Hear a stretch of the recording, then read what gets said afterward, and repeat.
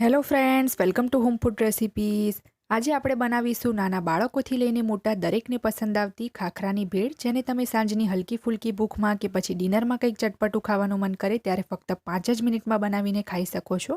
Normal મમરાની ભેળ કરતાં બિલકુલ અલગ જ ટેસ્ટ આવે છે આ ભેળનો, અને ખાવામાં આ ભેળ ટેસ્ટી, ચટપટી અને ક્રન્ચી લાગે છે। તો જો તમે પહેલાં ક્યારેય આ રીતે આ ભેળ બનાવીને ના ખાધી હોય તો એકવાર આ રેસીપીને ચોક્કસથી ટ્રાય કરજો। તો ચલો એને બનાવવાનું શરૂ કરીએ।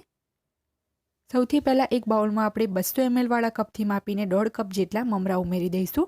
નોર્મલ જે રીતે મીઠું મરચું અને હળદર નાખીને બનાવીએ છીએ એ જ રીતે મેં મમરા વઘાર્યા હતા। હવે એની અંદર આપણે એક નાની સાઇઝનો ગ્રામમાં 50 ગ્રામ જેટલો કાંદો ઝીણો સમારીને ઉમેરી દઈશું। હવે એની અંદર એક નાની સાઇઝનું ટામેટું આપણે ઝીણું સમારીને એડ કરીશું, જેના બિયા મેં કાઢી લીધા છે।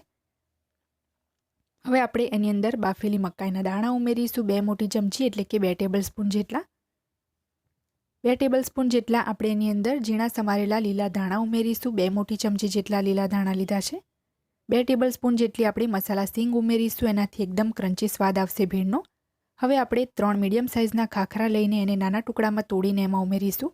આ ખાખરા મેં ઘરે જ બનાવ્યા છે અને આની રેસીપી પણ પહેલાં જ હું શેર કરી ચૂકી છું। આ વિડીયોની નીચે ડિસ્ક્રિપ્શન બોક્સમાં હું ખાખરા બનાવવાની રેસીપીની લિંક પણ આપી દઈશ, જેથી તમે જોઈ શકો। અહીંયા મેં મેથી ફ્લેવરના ખાખરા લીધા છે, તમે તમારી મનપસંદ કોઈ પણ ફ્લેવરના ખાખરા લઈ શકો છો। હવે એની અંદર આપણે ખજૂર આમલીની ખાટી મીઠી ચટણી એડ કરવાની છે। તો અહીંયા બસ હું 3 ટેબલસ્પૂન જેટલી ચટણી એડ કરું છું, જરૂર લાગે તો પછીથી એડ કરીશું। 2 ટેબલસ્પૂન જેટલી આપણે લીલા ધાણાની ગ્રીન તીખી ચટણી ઉમેરીશું। અડધી ચમચી ચાટ મસાલો ઉમેરીશું, કારણ કે વેજીટેબલ્સમાં પણ મીઠું નથી ઉમેર્યું। હવે એની અંદર આપણે 1/4 કપ એટલે કે 1/2 કપ જેટલી બારીક બેસન સેવ ઉમેરીશું અને સરસ આપણે બધું મિક્સ કરી લઈશું। આ ભેળ ટેસ્ટી હોવાની સાથે સાથે હેલ્ધી પણ છે, કારણ કે ઘણા બધા વેજીટેબલ્સનો પણ યુઝ કર્યો છે। તો જો બાળકો વેજીટેબલ્સ ના પણ ખાતા હોય તો પણ આ ભેળ ખાવાનું તો ચોક્કસ પસંદ કરશે। તો બરાબર મિક્સ કર્યા પછી મને થોડી ભેળ ડ્રાય લાગી છે, તો ખજૂર આમલીની ચટણી થોડી મેં એડ કરી છે। બંને ચટણીઓમાં ખજૂર આમલીની ચટણી થોડી વધારે એડ કરવાની છે, તો સ્વાદ સારો આવશે। તો આપણી ખાખરાની ભેળ બનીને તૈયાર છે। હવે એક પ્લેટમાં આપણે એને સર્વ કરી લઈએ। આ ભેળને તમારે ઇન્સ્ટન્ટ બનાવીને ઇન્સ્ટન્ટ એટલે કે તરત જ ખાઈ લેવાની છે, નહીં તો જો એ સોગી થઈ જશે તો ખાવામાં મજા નહીં આવે। હવે ઉપરથી ગાર્નિશિંગ માટે આપણે થોડી બારીક બેસન સેવ આ રીતે સ્પ્રિંકલ કરીશું।